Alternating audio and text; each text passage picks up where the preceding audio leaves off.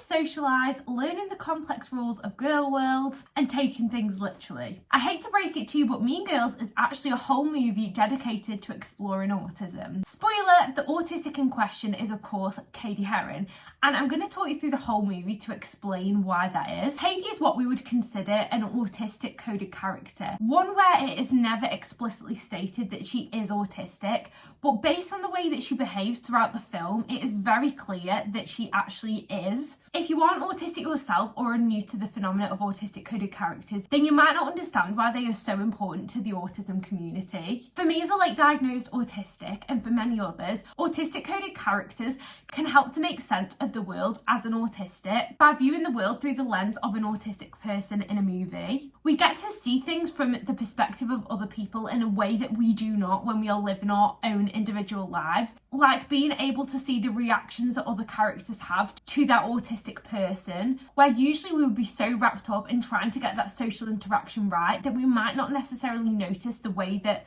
those around us interact with us, or even we may not understand the social context in the first place when it is happening to us, whereas when we watch it from an outside perspective, it becomes a lot easier to understand other people's perspectives.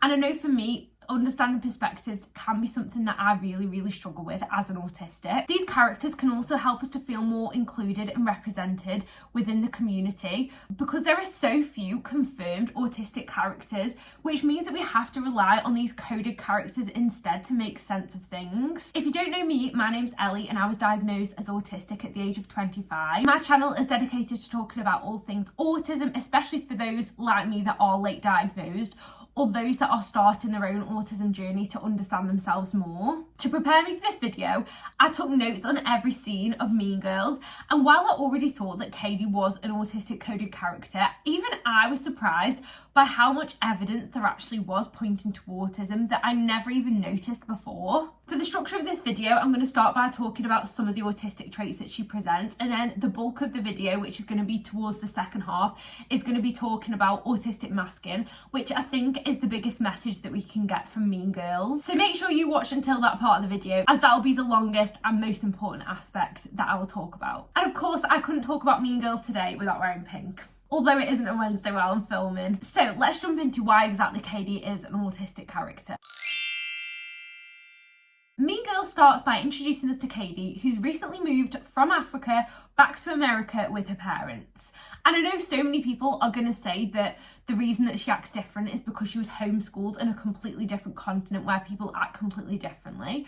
But there's actually a lot of evidence to prove that there is more to the story than what we are being led to believe. Let's start by looking at the dynamics that Cady has with her parents, because I feel like this tells us so much about who Cady truly is and her background based on the way that her parents perceive her, which we might not explicitly be told about in the film. The very first scene was eye-opening to me because it introduces Cady from the point of view of her parents. The camera angle is faced way below them, and it's as if they are looking down at Cady as if she is a small child. Then of course the angle changes, we're introduced to Cady as a 16-year-old and realise that she is not in fact a small child. And some might argue that this is just a clever way of introducing us to the unusual nature of a 16-year-old starting school for the first time.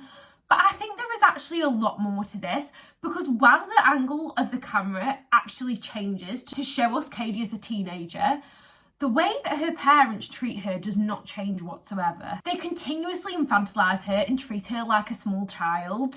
Not just in this scene, but throughout the whole film. We are being told right from the very start that Cady's parents view her as immature and needing support. And the starting scene isn't the only example of this. From the way that they ask her how school went, to the patronising smiles that they give her, even to the way that they are watching her during the Christmas talent show, and it looks as if they are watching a 5-year-old at the nativity for the first time. And this just reminds me of the way that I, as an autistic, even though I wasn't yet diagnosed, was treated growing up, as if I wasn't able to do anything by myself. I just don't believe that being homeschooled alone is enough of a reason for her parents to treat her the way that they do. I myself am a mum, and I wouldn't dream of talking to my 4-year-old the way that they talk to Cady, let alone a 16-year-old. And while yes, being homeschooled may mean that you don't develop at the same rates as everybody else because you aren't around peers your own age, this just doesn't seem like a good enough explanation for the way that her parents continuously treat her. Unless, of course, she isn't actually developing it the way that you would expect her to, meaning that they treat her differently. I think the reason I was treated this way when I was younger was because of the way that I developed differently to those around me. And I always felt like I was on a completely different wavelength than the people that were my own age. While they were playing imaginatively, I just didn't get it. I'd much prefer to be sat in the classroom reading my book. And then as I got older, everybody else was interested in makeup and gossiping, whereas I was more interested in playing with my One Direction dolls, which at the time were my special interest. Rather than spending my weekends going to parties or to sleepovers, I would much prefer be putting posters on my wall or memorising every Disney song. And side note, does anybody remember back in the day when Tyler Oakley and Zoella used to do them Disney song challenges, where it's a competition of who could guess the Disney song first? Yeah, that was basically my ambition as a teenager, to remember all Disney songs within 1 second like they did. I mean, come on. Anyway, another thing that struck me as odd with this dynamic was that Cady's perspective of the way that her parents treat her is actually very different to what we actually experience. During the scenes where Cady is being told off for not following the rules, like eating in class or moving seats or trying to go to the toilet, she says, "I had never lived in a world where adults didn't trust me." You could quite easily pass this over if you weren't watching closely, but don't you think it's a bit strange that she says this despite the fact that we see in every scene that her parents just treat her like a small child? To me, all this does is demonstrate the fact that Cady isn't actually socially aware of the way that those around her are treating her. I think it's really important that this is pointed out first because it just demonstrates the fact that Cady is not a reliable narrator during this film. I found that when closely analysing each scene, Cady consistently views things differently to the way that everybody else around her seems to view it, and you'll see examples of this as I go throughout the video. Again, this is all too familiar to me because of how oblivious I was for so long to social cues. I needed people to explain everything to me, otherwise I just wouldn't understand it. And I might seem quite self-aware now, but that's only because of what I now understand about autism and the way that it presents, whereas when I was in the moment of experiencing them things throughout my childhood and teenage years and early adulthood, I just thought that the way that I was acting and experiencing the world was normal. I didn't inherently understand people's intentions, and my mum would say things to me like, "You do realise that they're making fun of you," or "They aren't actually your friend, why are you around them?" And I just didn't have a clue about any of that. It was as if I was oblivious to all of these things going on around me. Like Cady, I was an unreliable narrator to my own life. The next thing I want to cover, just to get out of your head this idea that it's related to Cady's upbringing in Africa, is what we learn about Cady's upbringing when she was there. I know there were only a few short scenes showing this, but again, I think these tell us a lot about Cady's struggles. Firstly, Cady mentions the fact that she had a lot of friends in Africa. I had a lot of friends in Africa. Which points to the fact that despite what we have been told so far about Cady being isolated and not being used to people, she was in fact around people in her whole life. Yes, she was homeschooled, however it seems that she was living in a tight-knit community amongst other people, including her parents. The reason that her behaviour is so unusual is not because of the fact that she comes from Africa, but because there is another reason for her struggles, which is autism. I even did some research on Namibia, I hope I'm saying that right, which is supposedly where Cady was brought up when she was living in Africa. And everything that I could find online supports this idea because apparently in Namibia they are very community driven, interacting in groups, so Cady was definitely around others. Let's also look at the scene where Cady talks about her childhood crush. When talking about Aaron, she says, "I've only ever had one other crush in my life. We were 5. She runs up to him, says I like you, and hugs him." This whole scene just shows that she had no clue about social interaction, even then when she was in Africa, despite the fact that her living in Africa is blamed for the reason that she struggled. Under what circumstances would going up to a boy, putting your arms around him and saying I like you, when it was completely uninitiated, be a normal human interaction, even for a child? And then, even when he pushes her and tells her to go away, she continues to chase after him. This is clear evidence that from a young age, Cady had no clue how to approach these social interactions. The naive and completely oblivious nature of an autistic child. If you are enjoying this video so far, then please consider subscribing, as it will help to support me as a small creator so I can help my fellow autistics. Okay, moving on to rigid thinking. From my observations, Cady seems to display two types of rigid thinking patterns throughout the movie, which do actually feed very closely into each other. Rigid thinking is a common characteristic of autism and is defined as a pattern of thought characterized by an inability to adapt to new situations, consider alternative perspectives, or modify behaviours in response to changing circumstances. The first type of rigid thinking that we see in Cady is literal thinking, where a person focuses on the precise words that somebody says rather than the meaning that is implied, i.e. thinking that somebody means exactly what they say. The way I see this in my life is what people tell me is me not being able to take a hint. Someone could say to me, I'm hungry, and I'd say, oh, me too. When really what they are trying to say to me is they would like us to go and get some food. Side note, this still makes zero sense to me, because why not just tell me that you want to go and eat out? Why do you have to have all these hidden meanings in the first place? Just tell me you're hungry. I'm never going to say no to food. For Cady, this appears as her taking everything that people say at face value too. When Regina George says, "You're like really pretty." Thank you. So you agree? What? and the same again when Regina George tells her to shut up. Shut up. Shut up. I didn't say anything. She literally shuts up, and then Regina says it again and she goes, I didn't say anything. Then when she's in class, she stands up to go to the toilet and the teacher says, you need the lavatory pass. Okay, can I have the lavatory pass?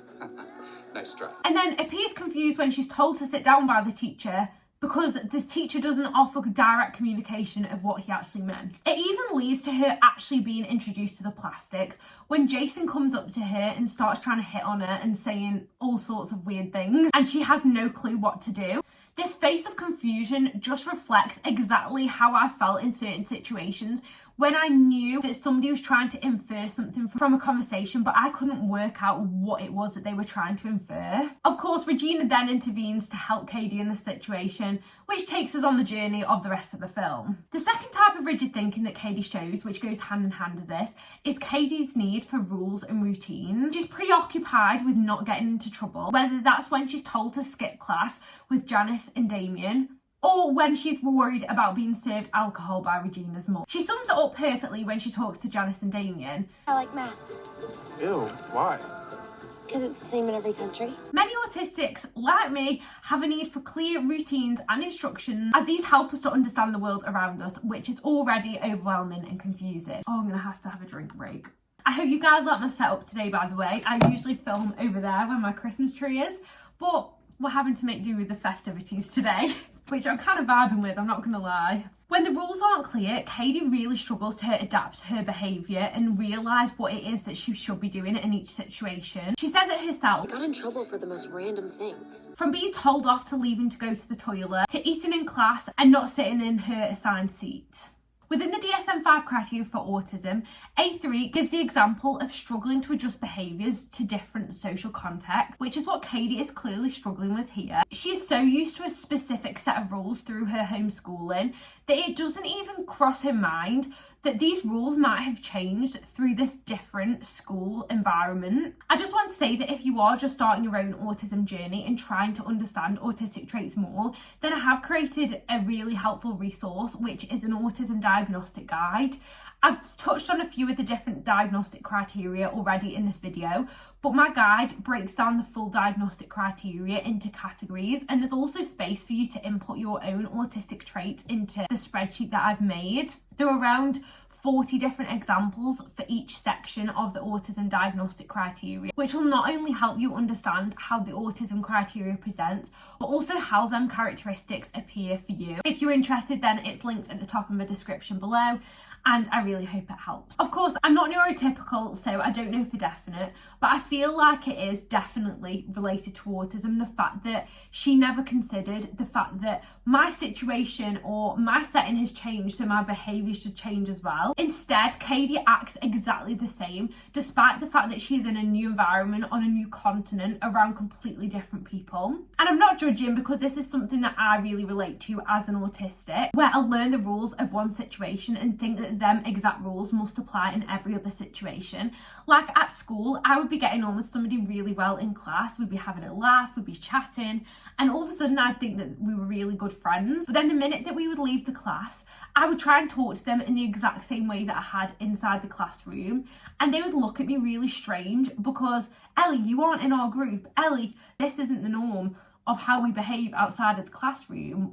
Why are you acting as if you're my best friend now? So it was as if, to me, I'd gone from knowing this person really, really well to being on a completely blank slate, and it was as if they were a stranger to me, because I understood the context in one scenario, but then not in another. Please tell me in the comments whether this makes sense. I then took it as basically my life goal during this time to understand these social interactions and understand at all times what these rules meant, because it was just so confusing to me, and it seemed like everybody else had this manual to life that I just didn't understand. And all this did was confuse me more and more, because I felt like no matter what it was that I did, I always seemed to get something wrong. The whole next chapter is dedicated to Cady's autistic masking, but I think a big reason for her doing this is so that she could understand the social rules. But this need for Cady to understand and follow the rules is clearly where Cady's behaviour for the duration of the film comes from. She wants to fit in, she wants to be viewed positively, and above all, she does not want to keep getting all these social interactions wrong. That's why again and again and again throughout the whole film we hear,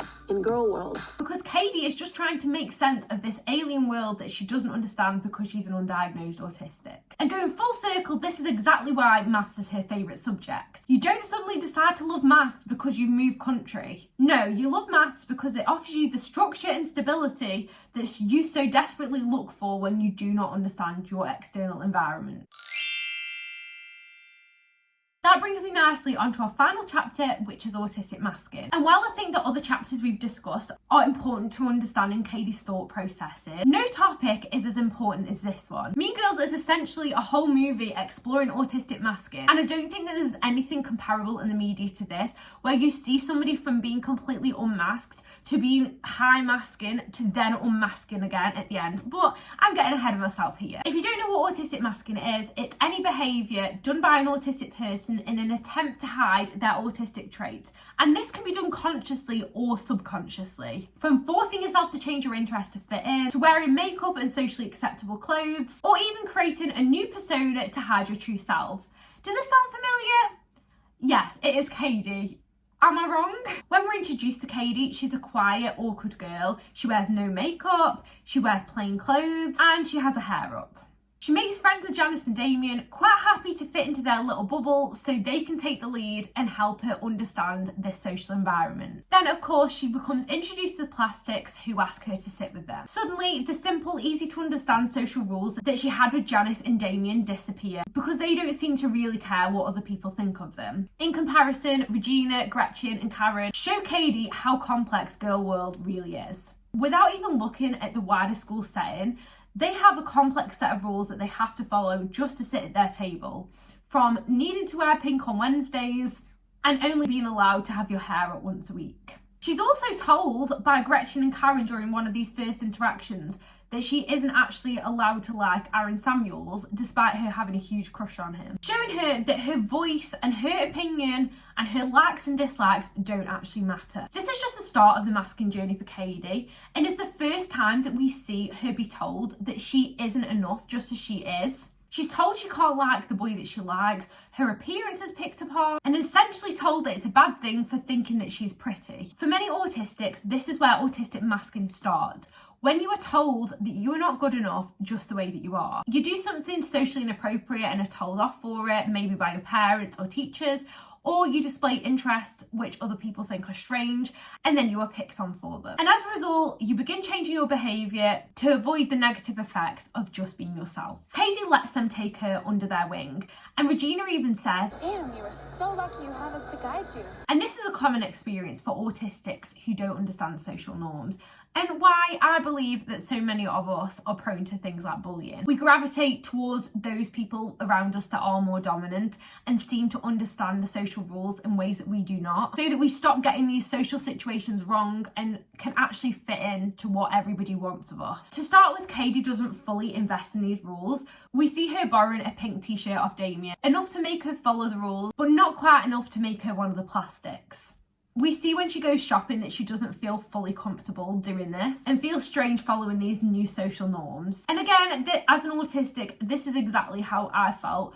I constantly felt like a fraud in my own body, and anytime I would try anything new or anything I wasn't used to, it just made me feel really uncomfortable. But the alternative was that I didn't fit in. So of course I gravitated towards them things, despite it not making me feel good. And then I would try harder and harder and harder in an attempt to be perfect. Next we see Cady and Regina's house after going shopping. The girls are all looking in the mirror, pointing out their flaws. And Cady sees this, but what does she say? That she has really bad breath in the morning. This is another clear example of Cady's struggles to understand the social rules, because even when she does copy the others, she's still not doing it in a socially acceptable way. Throughout the first half of the movie, she's constantly being told that she's not doing things in the right way. It starts small with her being told by Damien that it's social suicide to join the mathletes, which of course she listens to. She then even turns up to a Halloween party wearing an actual scary costume instead of wearing the sexy costumes that all the other girls were wearing. Both Cady and us as viewers see the strange looks that she gets, which is what is known as a micro-rejection. This can be one of the key motivations of autistics to start autistic masking, because we become preoccupied with these micro-rejections and small little things that other people do to make us feel that we aren't enough when we don't conform. This constant rejection that we face can also lead to another condition known as rejection-sensitive dysphoria, and it's very common among autistic people and the wider neurodivergent community. RSD for short is a condition that causes people to experience severe emotional pain when they feel rejected or fail. It can amplify the heightened sensitivity to social cues that neurodivergent people already have. This can make them more fearful of rejection or criticism, which can impact relationships, work, and overall well-being, which leads to many of us masking our neurodivergent traits. And besides these micro-rejections, Cady receives a full-blown rejection from Aaron Samuels when she sees him kissing Regina at the Halloween party. This just cements in Cady's mind what she's already been told by the plastics during the last few weeks, that she isn't good enough the way that she is. From this point on, Cady is determined to stop being seen as a Martian and a social R-word, as she keeps getting called. She focuses all of her energy on becoming exactly what everybody else expects her to be so that she can fit in. She doesn't just do this so that she can sabotage Regina for getting back together with Aaron, but also so she gets accepted by this group that makes her feel worthless. Because as she says, The weird thing about hanging out with Regina was that I could hate her, and at the same time, I still wanted her to like me. we see Cady slowly transform herself from her authentic self into a version of her that everybody else will like. She completely changes her clothes, she wears makeup, she changes the way that she talks, and even starts to reject her morals and values. The scene where it becomes really clear to me how different Cady has become is when she does the Christmas talent show with the plastics. Of course, she's wearing the exact same outfits of them, they're doing the dance together, even her body language is exactly the same as theirs. But this isn't the aspect of the scene that actually interests me. The biggest eye-opener to me was the fact that she did this provocative dance in front of her parents, and you literally see the look of shock on their face. And she must have known that they aren't going to react well to her doing this slut drop, whatever you want to call it. To me, this just shows that Cady has got past the point of caring what her true morals and values are, because being liked by these new people is more important. It's not the fact that she did the dance, it's the fact that she did that dance in front of her parents, who morally would not like it at all. And it all goes downhill from here.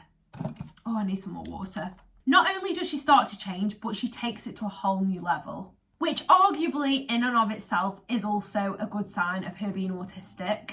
She doesn't half-heartedly decide to be like them like some other people might do. She goes all in, and for many autistics, myself included, it can be hard to casually do anything. She's all consumed by this need to be just like the plastics and to sabotage Regina. She says it herself. And the other 20% of the time, I was praying for someone else to bring her up. As autistics, we can become preoccupied and hyperfixated on our interests, which can be really self-destructive if we aren't careful. They stop us putting our own needs first because we are so focused on the pursuit of this hyperfixation, and it doesn't matter what that hyperfixation is.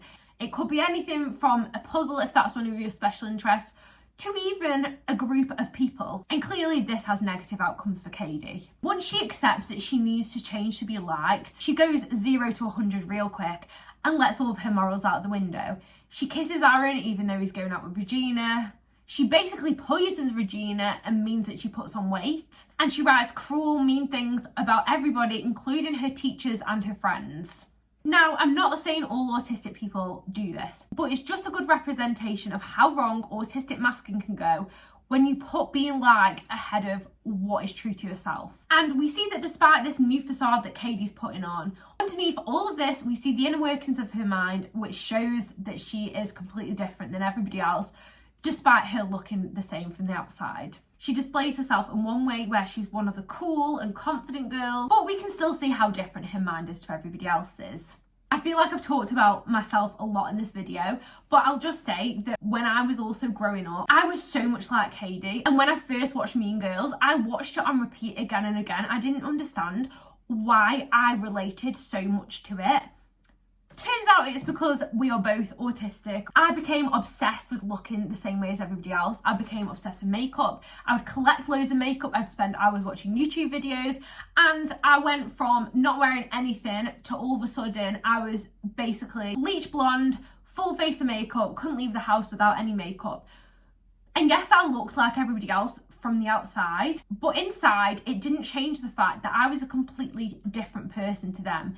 And if anything, yes, to look at, I might seem that I fitted in, but all this did was highlight even more how different I was when I actually interacted with people, because they would expect me to act one way and then I would act a completely different way because I'm autistic, and they would be even more shocked than if I looked different to begin with. I hope that makes sense. And whether we're talking about me or about Cady, this is the key reason why autistic masking is so harmful, because you stop accepting that you are good enough just as you are and dim your own sparkle in pursuit of making other people comfortable with who you are. You spend time around other people even though really you want to be on your own. You force yourself to like and do all of these things that don't come naturally to you, and then you just end up burning yourself out because you aren't meeting any of your own needs. We see this negative cycle play out for the duration of this film, getting more and more extreme until eventually Cady loses her new friends, loses Aaron, loses her old friends who no longer recognise her, and everybody in the school hates her. It's only at this point that Cady finally realises her mistakes and stops getting pulled down the wrong path of thinking that she needs to be somebody else in order to be accepted and liked, because clearly that way of doing things hasn't worked for her. It's not until the end of the movie that Cady gets her redemption arc. She rights the wrongs that she did. As she said, When you get bit by a snake, you're supposed to suck the poison out. That's what I had to do. She makes things right with her friends and family. She rejoins her mathletes. She acts more like herself and does the right thing again by admitting to writing the burn book, even though it wasn't just her. Aaron even becomes her boyfriend, and she has everything that she wanted right at the start. So what is the important message that we can learn from this? The message is that Cady was never broken in the first place. Yes, she was a bit awkward, but she had friends. Aaron liked her when she was being herself, and she wasn't sacrificing herself in pursuit of making others happy. If you're autistic and watching this, then Mean Girls can be a really good example of how masking can destroy your life and your self-esteem. The real peace in life comes from standing straight and accepting that you are different, but that is okay. Because at the end of the day, would you prefer that people liked you for you or be liked for a version of you that you don't even recognise? It's so much better to be authentic than to be a carbon plastic copy of everybody else. And the sooner we realise that, the better. I really hope that you've liked this style of video. Please let me know your thoughts in the comments below, because I really enjoy talking about the way that autism relates to the media. If there's any other topics on autism you'd like me to talk about, then please also let me know. And thank you so much for watching. I'll see you next Friday for another video talking about autism. Bye!